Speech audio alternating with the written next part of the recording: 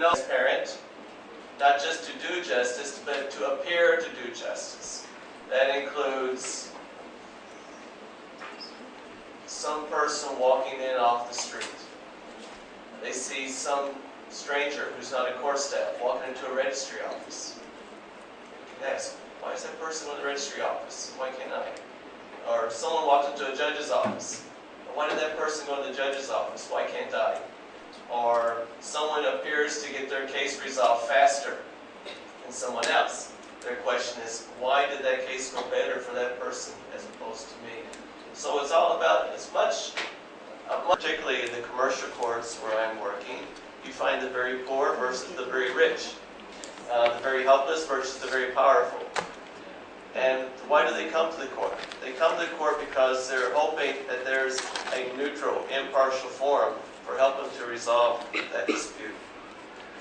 The courts are there to protect citizens against the arbitrary use of power. The courts are balanced, in other words, between the executive branch.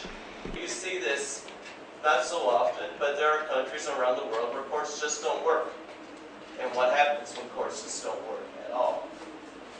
Vigilantes, self-help, mobs, people fighting each other, taking the law into their own hands.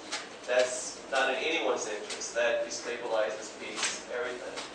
Fortunately, we don't have that in Indonesia, and that's good. Establish and maintain a formal record of all decisions of the status of all people. So, when someone from any place in the world walks into their court, they expect to know, what's the status of my case? When's my next hearing? When will I have a decision? Can you explain the process to me? Can I see my case file? Can you tell me exactly, explain to me what the process is in the past and going forward? They want information, they want to understand, and they want to be able to see in that case file everything about the history of their case and what's happened.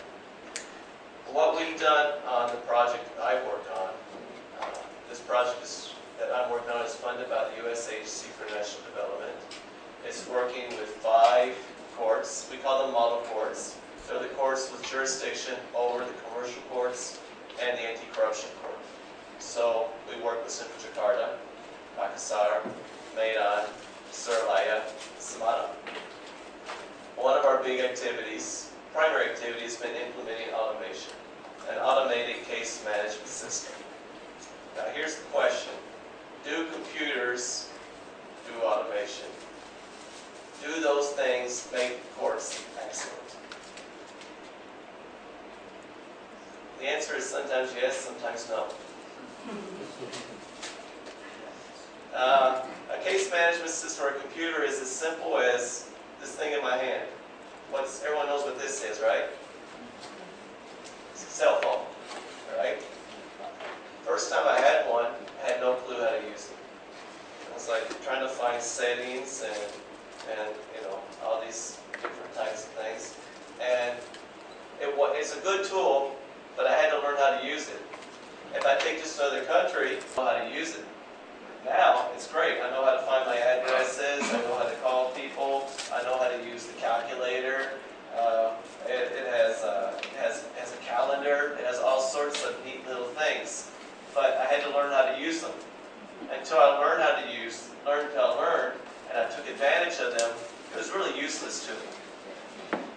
It's the same thing with computers. Computers are great tools if you know how to use them, and if you use them for the right purpose.